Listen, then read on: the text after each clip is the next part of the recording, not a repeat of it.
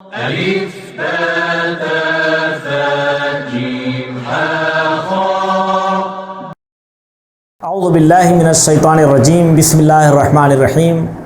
محترم ناظرین، السلام علیکم ورحمۃ اللہ وبرکاتہ.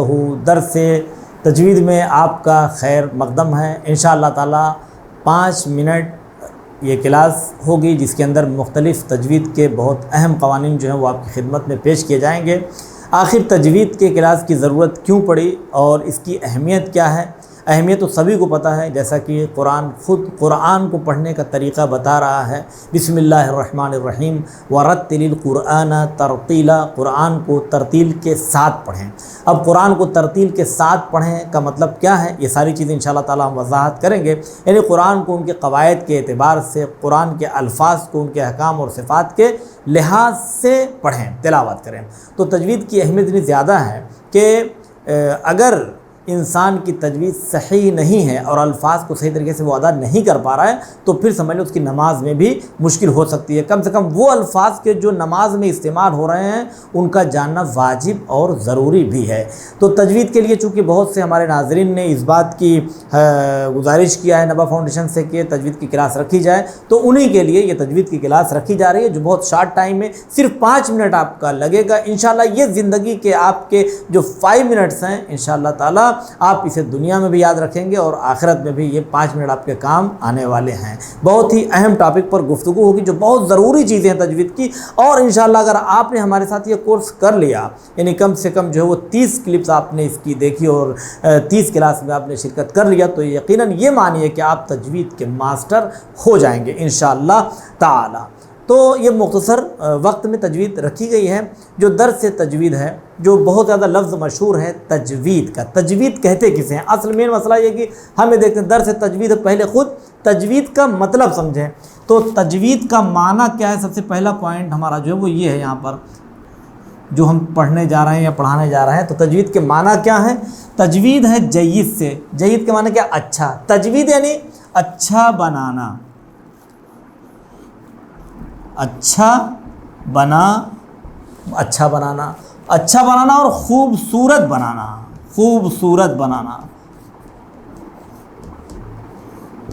اچھا بنانا اور خوبصورت بنانا.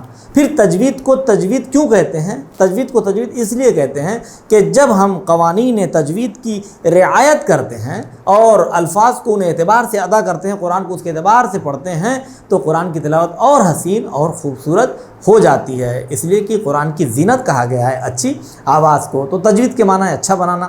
اسی طرح سے اب مسئلہ یہ ہے کہ ہم قرآن یعنی جب خوبصورت کب بنے گا؟ جب ہم الفاظ کو ویسے ادا کریں گے جیسے ادا کرنے کا حق ہے.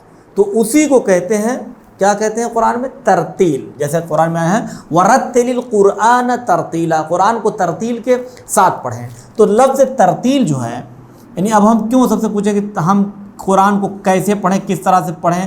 خود قرآن سے پوچھتے ہیں کہ قرآن تو ہی بتا دے کہ تجھے تلاوت ہم کس طرح سے کریں. تو قرآن کہتا ہے وَرَتِّلِ الْقُرْآنَ، سورہ مزمل میں کہ وَرَتِّلِ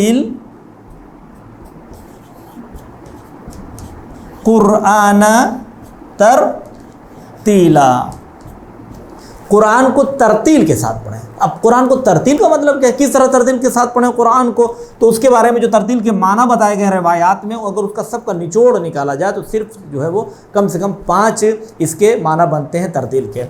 سب سے پہلی بات یہ ہے کہ حروف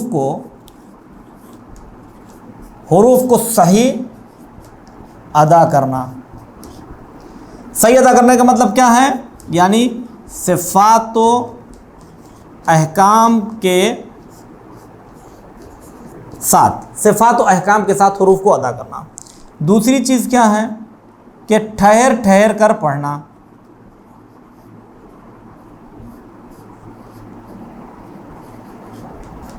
ٹھہر کر پڑھنا یعنی نبی کریم نے یہاں تک فرمایا کہ ایسا نہ ہو جب آپ سورہ پڑھیں تو آپ بار بار یہ ذہن رہے کہ سورہ جلدی سے ہمارا ختم ہو، سورہ ہمارا جلدی سے ختم ہو، بلکہ آرام سے ٹھہر کر پڑھیں. اور تیسری چیز کیا ہے کہ معنی میں غور و فکر کرتے ہوئے پڑھنا. معنی میں غور و فکر کرتے ہوئے قرآن مجید کی تلاوت کریں. یہ ہے ترتیل کا معنی. اور اسی طرح سے ٹھہر ٹھہر کے پڑھنے کے بعد یعنی اب چوتھی چیزیں لگا سکتے ہیں کہ بہت تیزی سے نہ پڑھنا،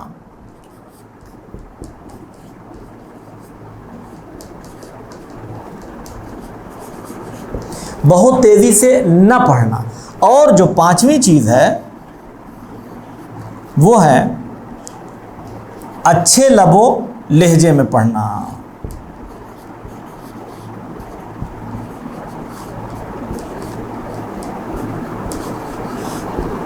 یہ ترتیل کی میننگ ہوئی، یعنی جب ہم 4-5 احادیث کو لیتے ہیں ساتھ میں تو اس میں ہمیں یہ سمجھ میں آتا ہے کہ ترتیل کے معنی یہ چیزیں ہیں۔